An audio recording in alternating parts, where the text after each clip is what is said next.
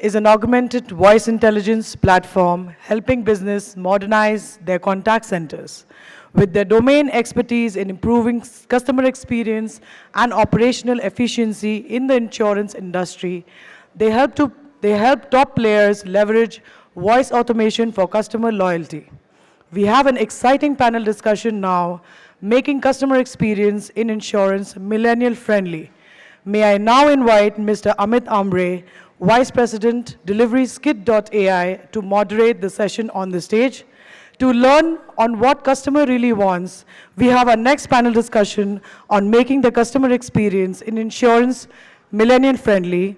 Panelist for this session would be Mr. Vibhu Srivastava, Assistant Vice President at Max Life Insurance, Mr. Abhinav Garg, Mr. Gaurav Sadana, Vice President and Head Customer Experience and Central Retention at Bajaj Allianz Life, Mr. Anubhav Rajput, CIO for Cholamandalam MS General Insurance, Mr. Ashwin Gupta, Conversational AI Head at PwC India.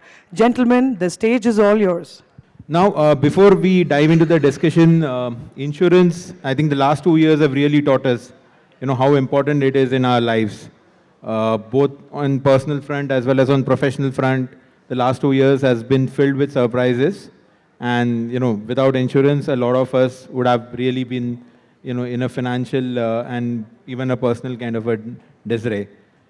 Now, while insurance sector in India is definitely at a cusp of, rapid growth, the penetration levels, the coverage levels are still very low. At the same point, it's also becoming challenging because, there's a lot of competition. And then, most of the new kind of the customers who are coming in, they are the ones who are digital natives. They are expecting a much faster and much efficient process in terms of how they interact with the insurance player. And in light of all this, it's becoming predominant for all the insurance players to kind of up their game and ensure that across channels, including voice, the whole experience is so customer friendly, so easy to use, so intuitive that the interaction levels and the interest kind of stay maintained, and there is a large differentiation. Secondly, obviously, some of these voice channels are not limited only to kind of improving customer experience, but a lot of it can also be used both internally within the organization as well as for kind of expanding your revenue streams as well. So we'll spend the next few hours kind of, going through each of these points and hearing from our experts over here in terms of how they see things evolving. Before I go any further, maybe we can start with a quick round of intro. I'll probably start with myself. I'm Amit. I am the VP for Skit for the delivery and the customer success functions. So I basically ensure that the bots that we promise the customers, they get delivered.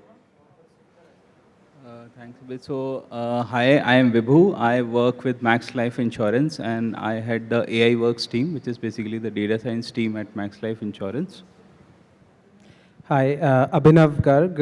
I am a Senior VP and Head Strategy for Shared Services for AXA in India and Poland.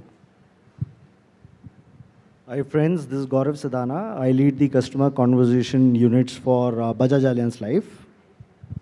Hi, good afternoon. Anubhav Rajput here. I am the CIO for Cholamandalam General Insurance. Firstly, let me acknowledge being part of this esteemed panel of leaders and having an opportunity to speak here after pandemic. So it's really nice. And to speak about voice, which is going to be the next big thing the industry will witness. I am Ashwin Gupta.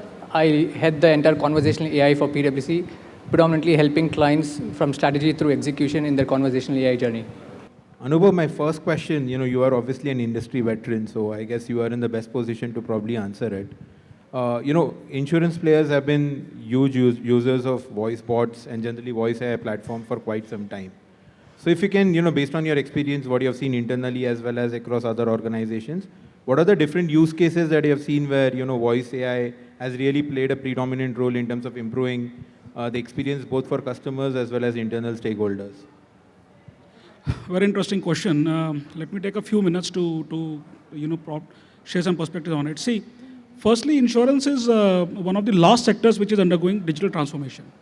And at one time, I used to have a joke saying that, will pigs ever fly? And these days, we are actually seeing pigs fly and take leaps and bounds.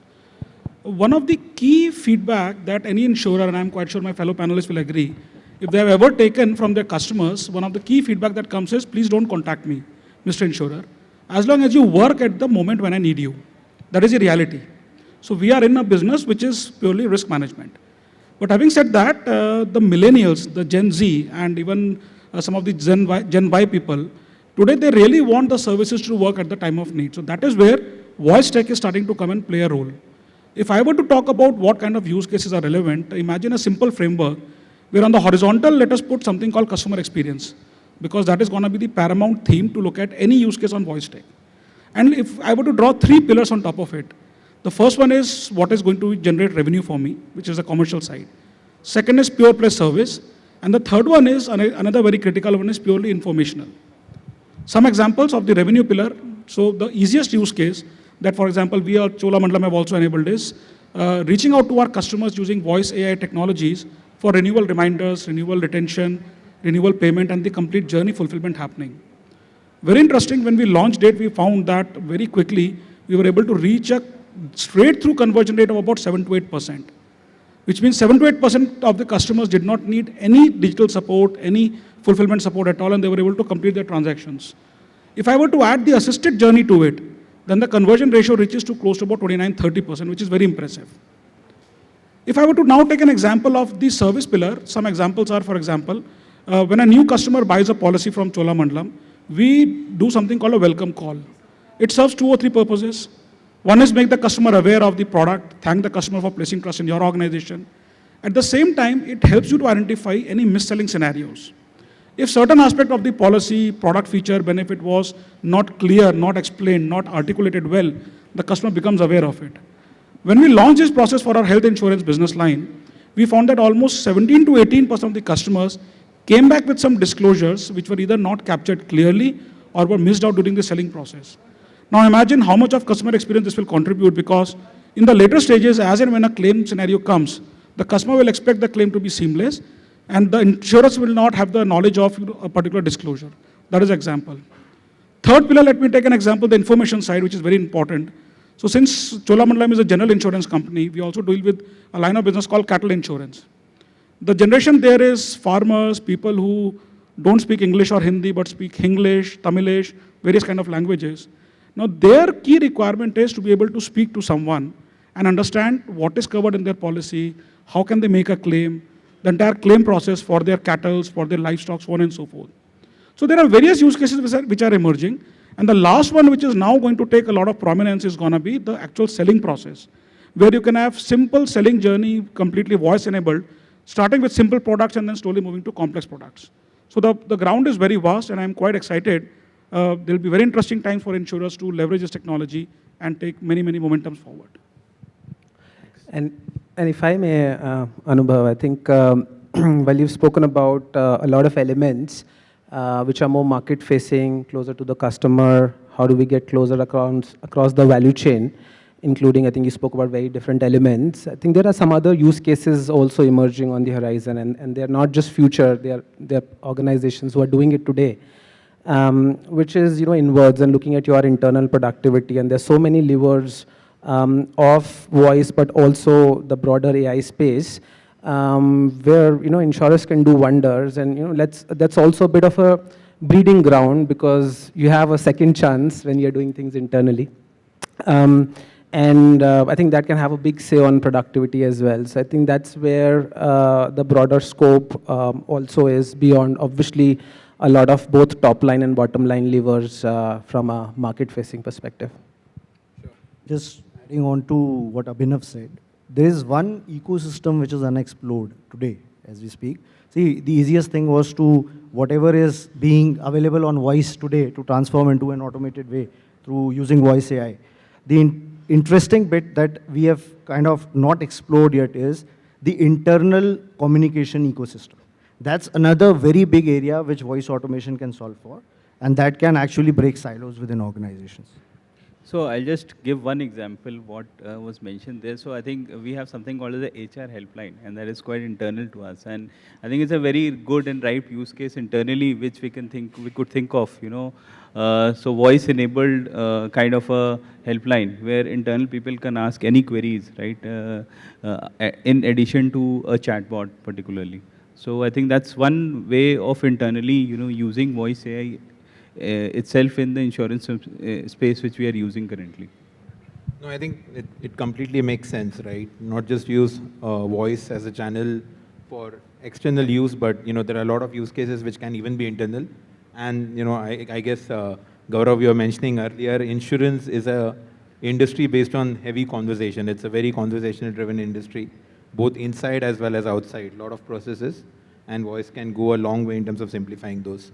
So my next question, Gaurav, because you have already been through a few implementations yourself, what were the typical challenges, right, that you faced in terms of kind of even creating those voice bots and then later on kind of making them successful?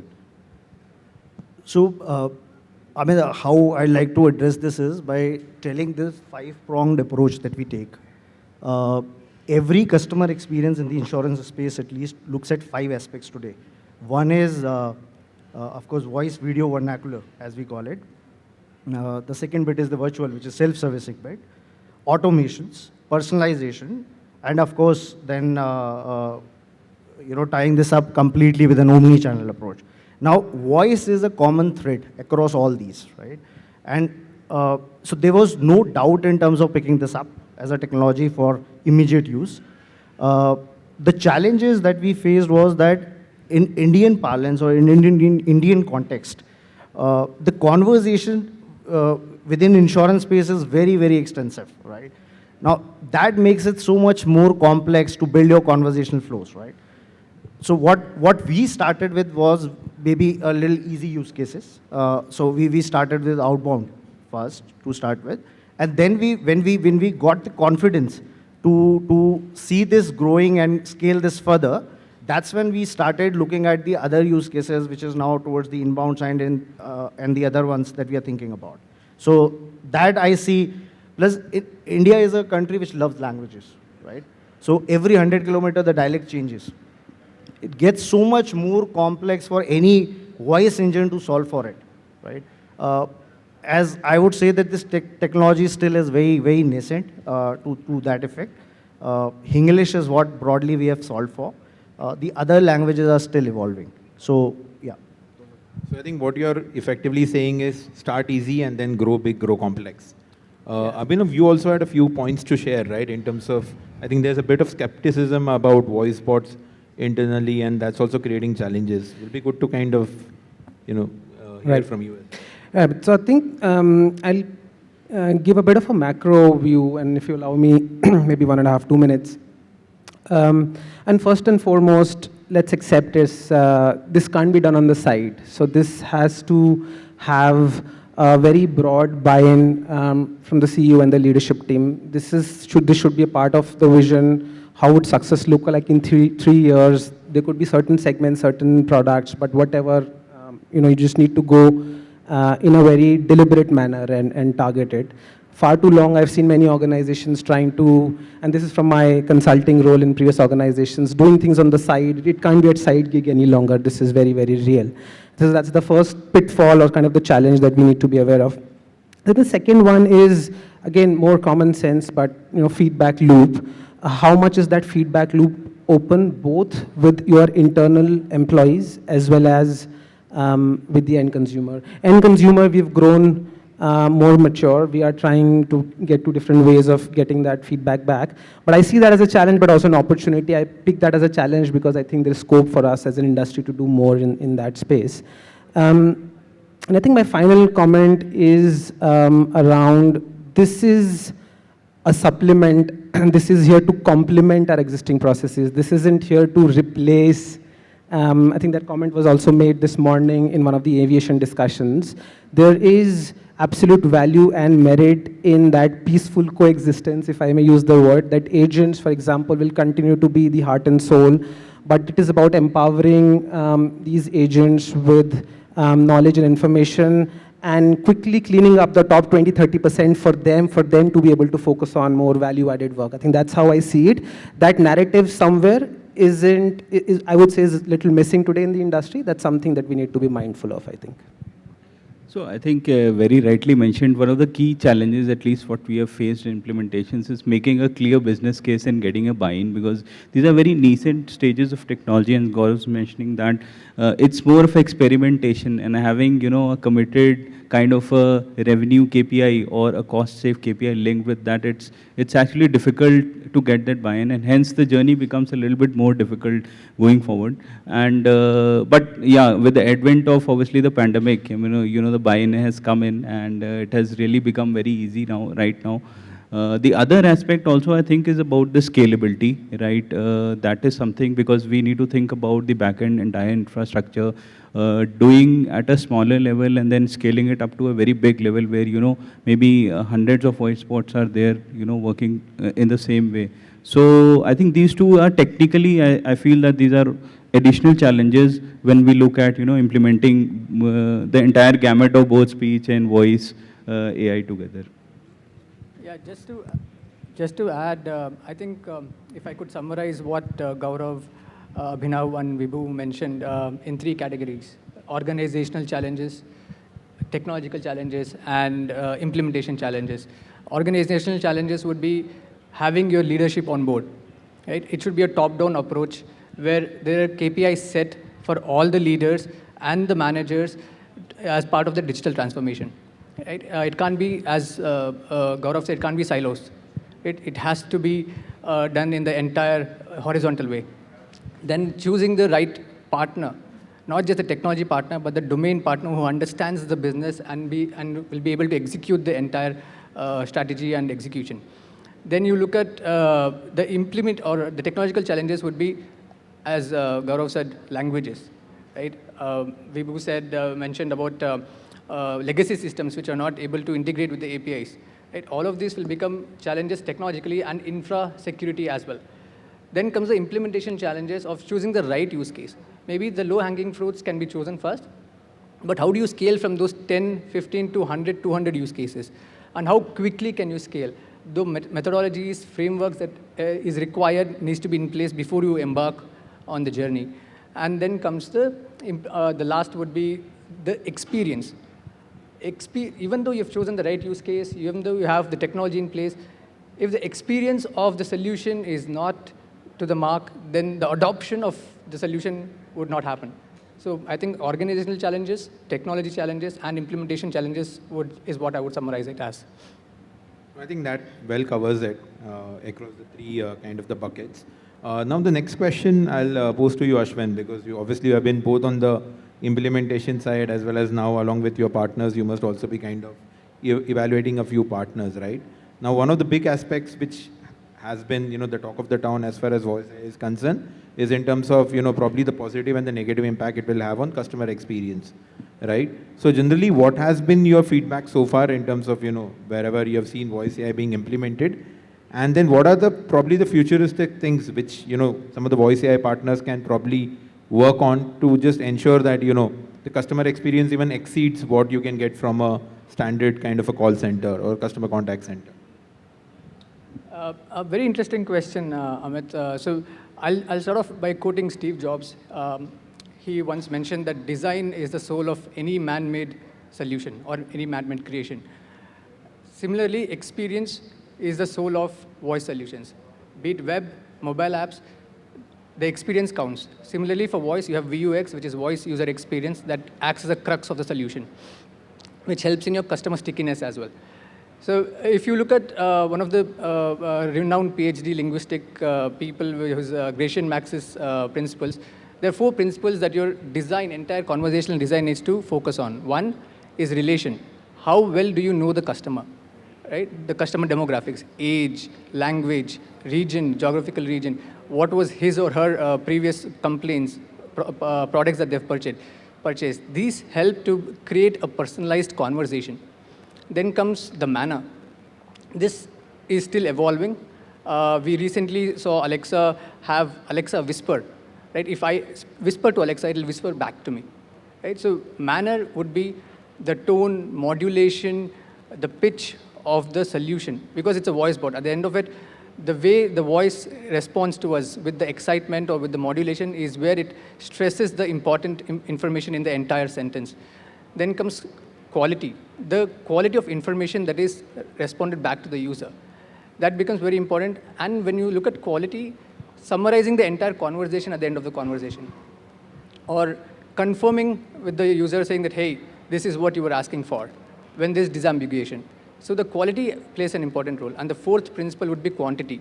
The quantity of information that is relayed back to the user. You can't have 10, 15 line response to the user, because one of the surveys says that the attention span of a human is 12 to 15 seconds. And in those 12 to 15 seconds, whatever we could relay back is very important. So these are the four principles that we look at in terms of designing the conversation, which is directly impacting the customer experience.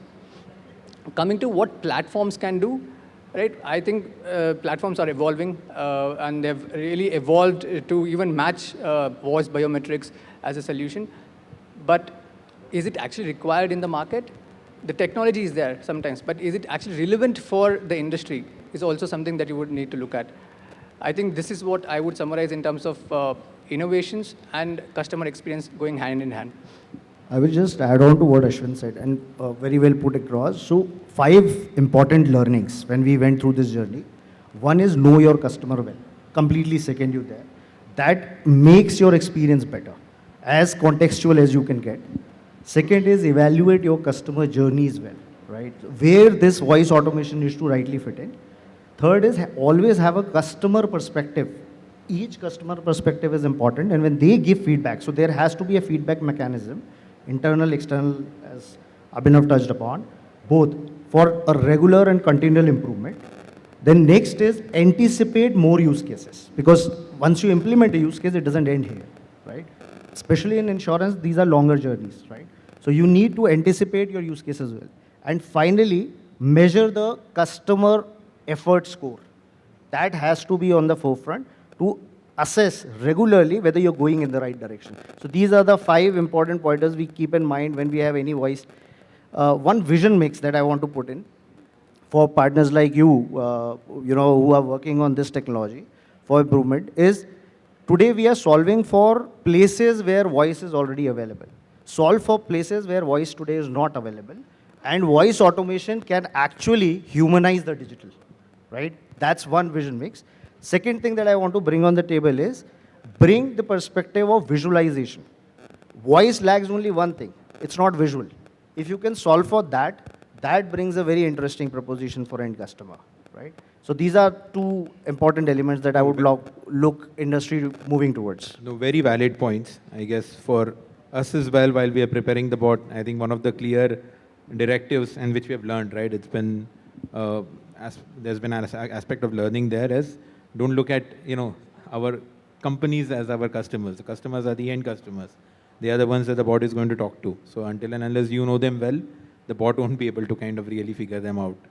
And yes, the other things which you kind of mentioned in terms of kind of ensuring that you kind of map it along the whole customer journey, the customer persona, and getting it right, completely valid points. I just wanted to add on some of the futuristic scenarios. So in future, what I perceive what will happen is all the personal digital assistants, whether it is Alexa, Cortana, Siri, all of these will also become some sort of a customer to an insurance company.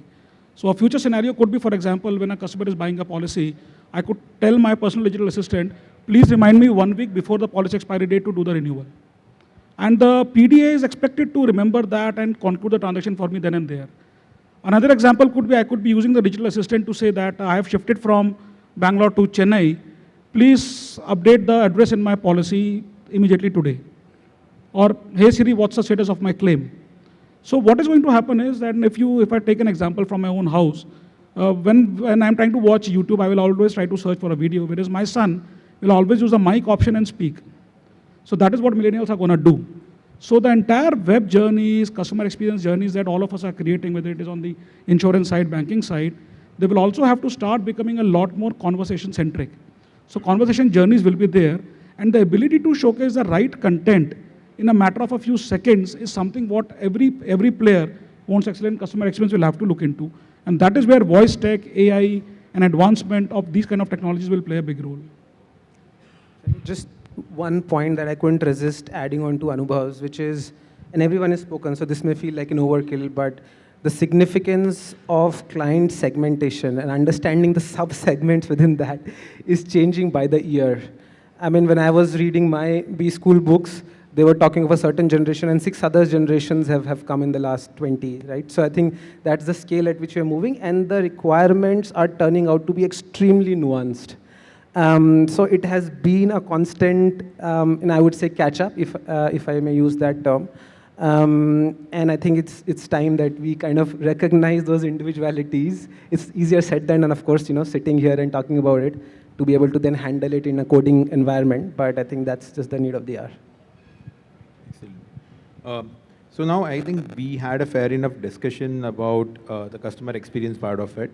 But obviously at the end, obviously with customer experience, what businesses want is, there has to be a impact on the top line. Voice by itself, is a channel which, being a primitive channel in which we have been communicating, it's something which, obviously there's a bit of trust factor involved. Also, there's a better chance of, being able to convince a person to kind of experiment with something. So definitely there's a strong way in which it can be leveraged for kind of even creating upside in your revenue streams as well as in your renewal streams. Might be good, obviously, Anubhav, you did touch upon a bit from a renewals perspective, but are there any other kind of cases which you have encountered or you are planning to kind of work on soon enough where you can clearly see it playing a major role and being a top revenue driver, right? And even result in a shift from a feet on street model to even a completely voice bot driven mode. So let me take that heads on, and there is something which we are currently working on. See, voice gives us a very unique ability to also be able to decide on the dimension of truth versus non-truth. So for example, at the instant of a claim, in case of an insurance transaction, a 10-second, 15-second voice recording or voice conversation by the impacted customer actually gives you a lot of insight into whether that is a potential fraud case or not case, or the level of stress. And accordingly, the service level by insurers can be tailor-made for the customers to be serviced then and there. And fraud is also a very big angle in insurance, and no matter what we do, there is always a catch-up game that insurers have to play. I think with voice, and if we were to able to combine it with the technologies that the metaverse and the Web 3.0 is trying to bring in, which is what we talked about is voice video vernacular, then the combination of these technologies with voice remaining the fundamental line is actually going to give a lot of insights into the customer experience, customer stress levels, actual fraud scenarios, and that is a very unique use case for insurers to try and understand and solve. So just adding on to what Anubhav mentioned, I think he also touched upon, the direct revenue line where, voice bots basically, we have offer generation engine and voice bots are actually pitching directly to the customers. And the other aspect of the, conversation which is being captured. And so one of the typical use case also comes to my mind is use of this in a telemedical call, right? When we are actually doing a telemedical call and understanding, what is the kind of voice on what are the voice parameters, and then detecting fraud. Apart from that, I think a combination of speech and voice both is what we are leveraging, and industry is also moving towards, because a lot of conversation happening is using, the linguistic speech models to derive the insights on, for example, customer buying levers, what are the objections currently, and fine-tuning the products and the pitches accordingly. That impacts directly the conversion rates in order to, touch upon the revenue. And similarly, obviously, assisting agents directly through voice at the time of sales, right? Which is basically, again, getting the answers to the objections directly enables them to do a better sale and better objection handling in that sense. And same goes for, renewal calls, etc., where we are trying to also, convince customer to repay because he has not paid on time, and what are the, and again explaining what are the benefits of, policy being live at that point in time. So both through a combination of speech and voice, I would say there's a gamut of use cases across, all the touch points, including your onboarding stages, welcome calling, which was mentioned, and renewal calling. You have sales, you have telemedicals, you have, again, pre-issuance calls, etc. So yeah, I mean, a combination of that directly touches upon the revenue aspects as well. Just a quick one, since health insurance was cited, I think it's a beautiful use case. There's the concept of pair to partner, right? And which is, we're not just here to pay when you need it, but we're here to partner you to avoid you making any payment, right? That's a very, very strong narrative shift. And a lot of these connected devices today can help you gather that intel. We have not gotten there. There are some companies globally who are trying to be smart at it, gather intel on health pattern of individuals, and really try and be more, name of the game here is being more proactive, because you can be as reactive and as quick as you can be, and some are paying claims in 3 seconds in the world, and those could be plain vanilla claims, but that's still reactive. And how can you be a partner in trying to avoid, and especially in case of health, it just appeals a lot more. So I think there's just so much scope for insurers to kind of build that partnership. We as an industry, I think Anubhav made the point, we're typically the last ones. I think sometimes you can leapfrog, right? And you can leapfrog a certain generation. I think that play field is definitely there for our industry. And I guess we did speak about voice as an individual channel as well, right? But I think it's also important. There are other multiple channels which are also kind of becoming slowly dominant. So how do you kind of ensure that there's an omni-channel experience kind of maintain, and you have this concept of one customer, right? One customer view. How are you kind of ensuring that that's kind of maintained within your setup? So on that, Amit, what we are working on is humanizing our digital journeys. Now, today, voice exists in form of inbound, outbound, in terms of claim processing, welcome call, verification calls, etc., etc. But where does voice doesn't exist? So today we have WebSense, webhooks, which kind of track customer navigation on your digital assets. The moment a customer is stuck, you have a pop-up coming. Most of the organizations do that to guide the customers through. What if this pop-up says that, sir, can I call you to help you? And their voice automation can solve. So these simple things, simple innovations, but this make a hell lot of difference in terms of experience that organizations, especially insurers, because we are so much more complicated. Within BFSI, we are the most complicated sector to be in. And seamlessness or simplicity is not our option, but necessity. And one more question, which which obviously because all of you come from very different kind of insurance backgrounds as well. If you talk about insurance, a lot of the focus is obviously on B2C, right? But then there is also major B2B segment, right? So what are kind of the things, and we can probably start with voice because that's kind of the theme, but we can extend it to other parts as well. How can you ensure that the customer experience journey and the the customer experience kind of is kept at the same levels which you have for your kind of the B2C clients as well? I mean, I'll take a first pass. I mean, it's possibly even more challenging because here you have at the other end someone who's quite nuanced, understands the space. His requirements start where probably they end for a retail customer, right? So if talking commercial lines, far too often, and we do a lot of commercial lines, far too often we've spoken about the fact that voice automation is going to be challenging for us because it's the brokers who rule the market and it's the brokers who kind of are the market makers. So I think the challenge is that much higher, but some of the principles still remain the same. It's just that you just have to go deeper. Some of the questions will not be as basic questions like when does my policy expire and what are the contracts of my policy, but more meaningful things like how's my treaty looking. I'm just going into some reinsurance parlance here.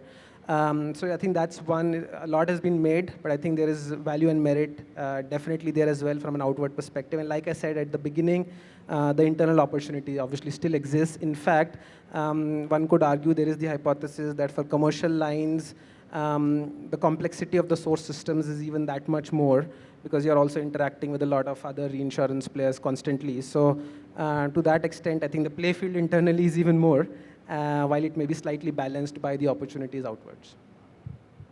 Just to add on that, I think, B2B is a very, very different kind of an animal. Unlike B2C, where you know the customer and voice is a very personalized service.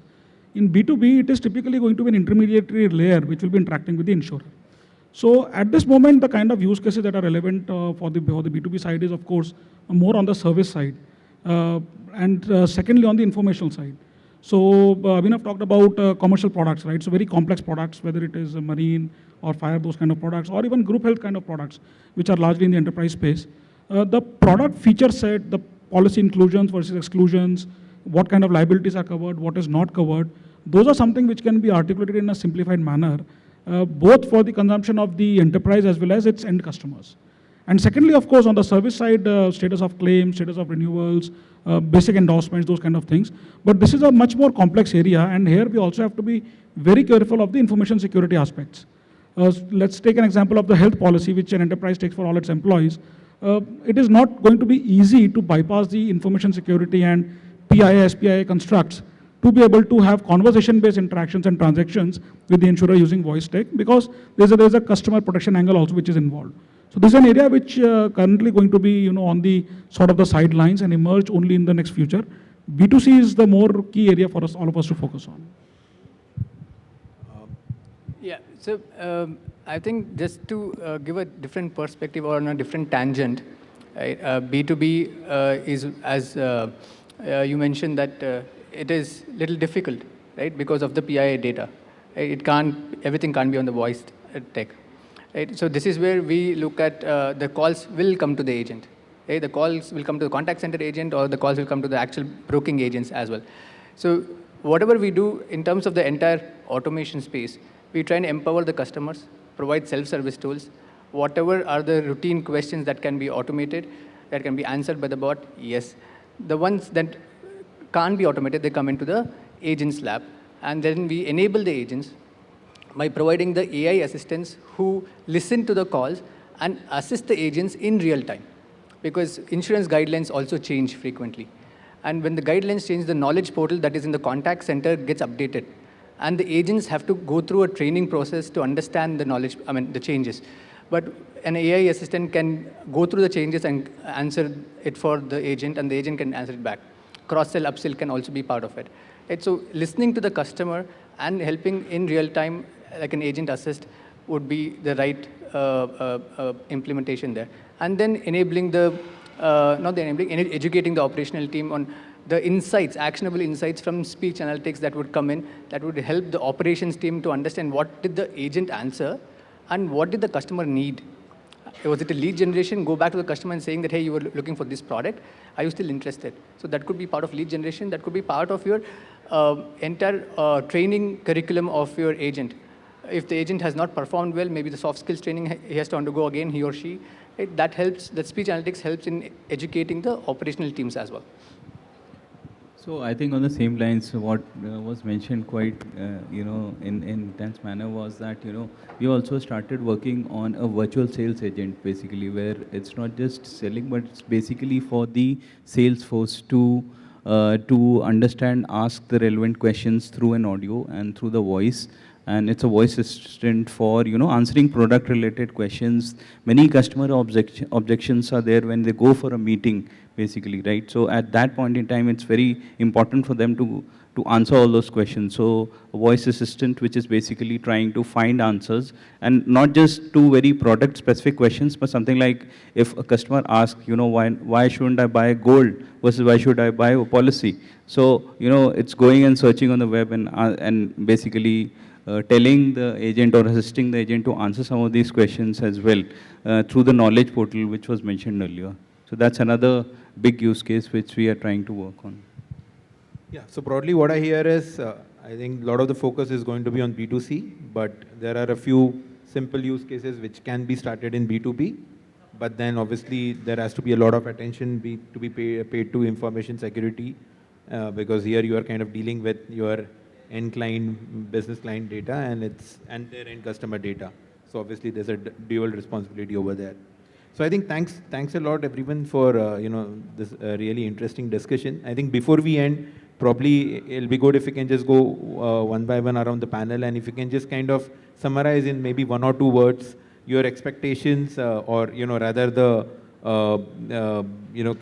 kind of the minimum things which you feel, or rather the priority which you feel you will be looking for in terms of a voice bot partner, right? And and that will be something which will also be useful for some of the peers out here who are listening. I think for me, it is more about scalability because right now we are in a very nascent stage, and as Gaurav mentioned, experimentation stage. So I look forward to implement, very scalable solutions because that's the breakage point, which at least I have seen from technology point of view. While, language problem and other stuff, at least for us, 95% of the calls are English, and that is sorted mostly. So that is something which I think that you should look for when. You ask for one or two words, I'll give you one. Agile, I think. It's a constantly changing world. I completely agree to Abhinav. Agility, definitely. Flexibility is the other bit. Products can't be made and then force-fitted on the end consumers. Products have to be made with the end consumers. That's one thing that have to be kept in mind. And one last bit is, of course, with scalability and with flexibility, the knowledge sharing, because the partners like you work with multiple organizations. There are certain key elements which are very, very universal to everybody, right? Those should not be mind-scratched and built from scratch for every organization. That further adds to the agility bit.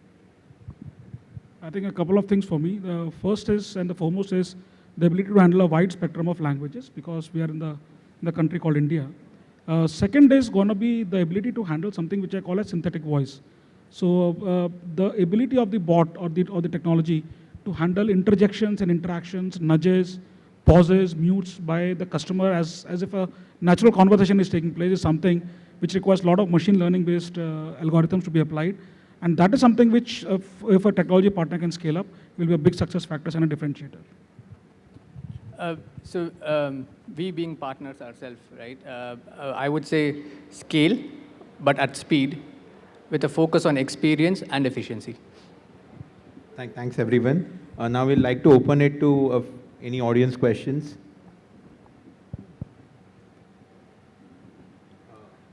Did I see a hand there?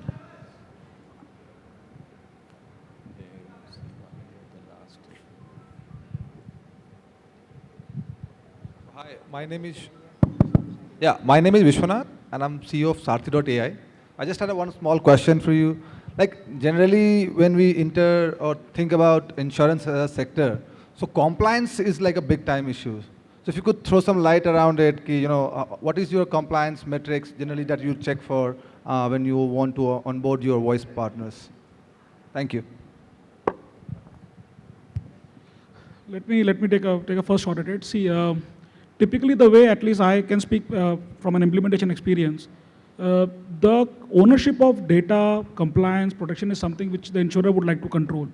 And the expectation from a VoiceTech partner is to bring the right technology which can be consumed as a service, because insurer has multiple channels and platforms which are omni-channel today. So I would like to offer the experience to my customers on my mobile app, on the website, on my contact center channel. So it's the technology interplay, consumption is what is expected, and the compliance, data control, privacy control is taken care of.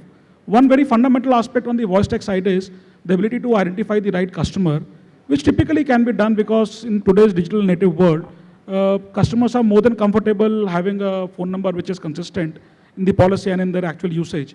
So with basic level of checks, I think those things are which can be achieved easily. Just to add on to what Anubhav said, so compliance from a data security point of view is important, and that's relevant for every industry like us. But there's another bit that there are few use cases which in insurance we can't pick up today because of regulations, which is one classic example is voice biometric, which can do far more than what it is doing for insurance today. And so there's hardly any regulation in terms of that allows me to use that biometric as an authentication for a customer and do certain bit on the policy contracts, right? So that's just one other perspective I wanted to give.